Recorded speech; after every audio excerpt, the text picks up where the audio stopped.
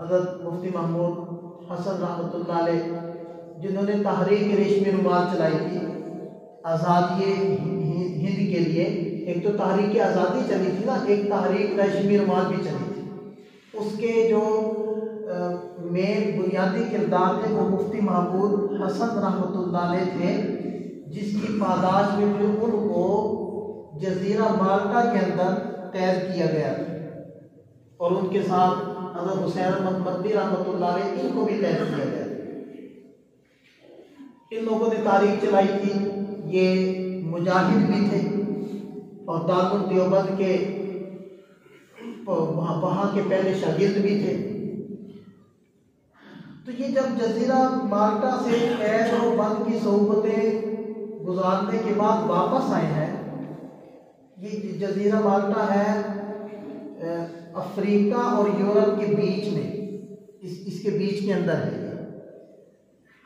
تو یہ جب وہاں سے واپس آئے تو انہوں نے فرمایا کہ میں نے اس جیل میں قید کے زمانے کے اندر بڑا غور و فکر کیا مسلمانوں کی پسماندگی، مسلمانوں کی پسپائی، مسلمانوں کی ناکامی، مسلمانوں کی موجودہ زبوحالی، اس کے اوپر میں نے غور کیا کہ اس کے اسباب کیا ہیں.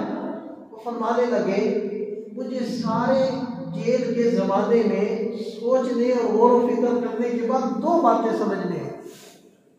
وہ دو باتیں حقیقی سبب ہیں مسلمانوں کی پسپائی. فرمانے لگے پہلی بات قرآن سے دوری، قرآن سے لا تعلقی، قرآن سے منہ موڑنا. اس پہلی بات کو اگر ہم سوچ لیں، تھوڑا سا اس کے اوپر غور و فکر کر لیں، ہم بحیثیت مسلمان قرآن کے ساتھ ہمارا کتنا تعلق ہے. پہلا تعلق قرآن سے تلاوت کا ہوتا ہے، وہ کتنا ہے، ہم روزانہ کتنا قرآن پڑھتے ہیں. دوسرا تعلق قرآن کو سمجھنے کا ہے، وہ ہم کتنا وقت دیتے ہیں، ہمیں کتنا قرآن آتا ہے، کتنی قرآن کی زبان آتی ہے، وہ ہم سب کو پتہ ہے. ہم سب اپنے گریبان میں جھانک سکتے ہیں. کوئی میسیج آ جائے ہمارے موبائل پر ایسا ہمارے دوست کی طرف سے ایسی زبان میں جو زبان مجھے سمجھ نہیں آتی، تو فوری طور پر میں کیا کروں گا، گوگل میں جاؤں گا اور اس کا ترجمہ کروں گا. اس میسیج کو جب تک سمجھ نہ لوں مجھے سکون نہیں آئے گا. لیکن یہ قرآن اللہ کا پیغام ہے، اللہ کے فرامین کا مجموعہ ہے. اللہ اپنے بندے سے سینکڑوں مرتبہ قرآن میں کہتے ہیں یا ایھا الذین آمنوا، اے ایمان والے میرے بندو. لیکن آج تک میرے دل میں یہ خیال نہیں پیدا ہوا کہ میں قرآن کو سمجھوں تو صحیح، میرا اللہ مجھے کیا فرما رہا ہے. تو فرمانے لگے کہ مسلمان کی زبوحالی کی جو میں نے اسباب سوچے، مجھے دو ہی سبب سمجھ میں آئے. ایک سبب ہے قرآن سے دوری، لا تعلقی. دوسرا سبب ہے آپس کے اختلافات، آپس کے توڑ.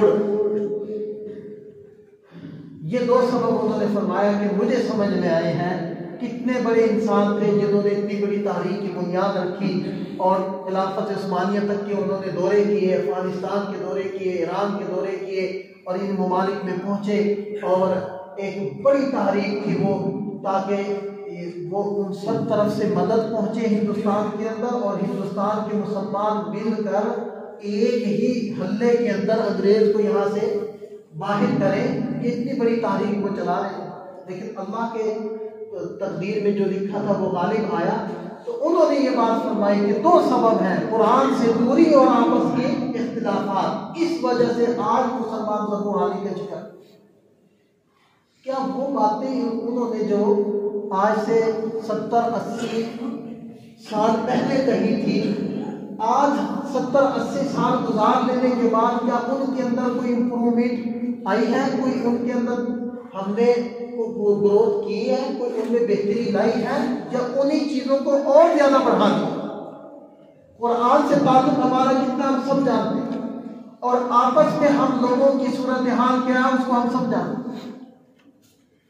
بھائی اختلاف نقطے نظر کے مختلف ہونے کا نام ہے، نہ کہ مخالفت کا نام، نہ کہ ایک دوسرے سے دشمنی کا نام.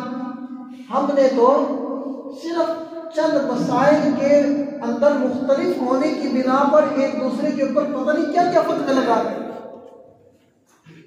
دیکھیں عوام تو عوام، خواص تو خواص، سارے ہی اس میں مبتلا ہیں، اپنے اپنے برانڈ سب نے بنا لیے۔ اس گلی میں چلے جائیں، ایسے مطلق طور پر بات کر رہا ہوں، کسی گلی میں چلے جائیں تو آگے ایک برانڈ آ جائے گا، جامع مسجد غوث اعظم حنفی بریلوی۔ اب حنفی بریلوی کا مطلب یہ ہے کہ اس میں اہل حدیث نہیں جا سکتے اور اس میں دیوبندی نہیں جا سکتے۔ آگے آپ تھوڑا سا چلیں گے، ایک اور برانڈ آ جائے گا، جامع مسجد اہل حدیث۔ اس کا کیا مطلب ہے کہ بھئی جامع مسجد توحید مثلا اہل حدیث، اس کا کیا مطلب ہے کہ اس میں بریلوی نہیں جا سکتے اور اس میں دیوبندی نہیں جا سکتے۔ آگے جائیں گے، ایک اور برانڈ آ جائے گا، جامع مسجد امیر المؤمنین علی علیہ السلام۔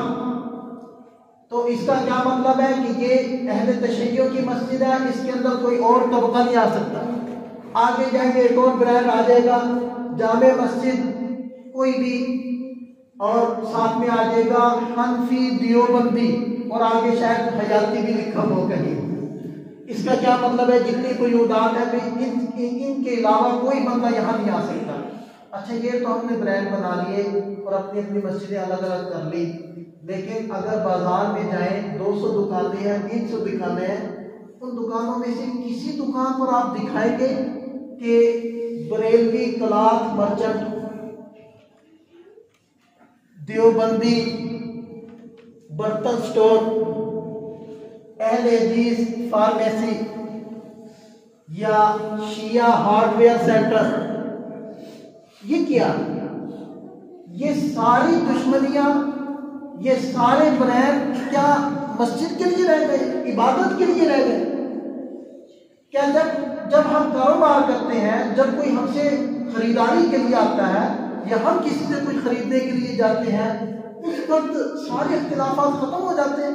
اس کا مطلب ہے کہ ہم اختلاف کو برا سمجھتے ہیں، اس لیے کاروبار میں اس کو لانے کو جائز نہیں سمجھتے، لیکن مسجد میں لانے کو ہم ضرورت سمجھتے۔ میرے محترم دوستو، یہی ہے وہ چیزیں۔ آج وہ لوگ چھوٹے چھوٹے معمولی ان مسئلوں پر جن کے بارے میں فقہاء نے فیصلہ کیا یہ اولا خلاف اولا کا مسئلہ ہے، بہتر یا کم بہتر، زیادہ بہتر یا تھوڑا بہتر، اس کا مسئلہ ہے، ان مسائل کو لے کر آج بھی ہم بحث کر رہے ہیں۔ وہ لوگ بحث کر رہے ہیں جنہیں بخاری شریف کا کتاب کا نام بھی نہیں آتا۔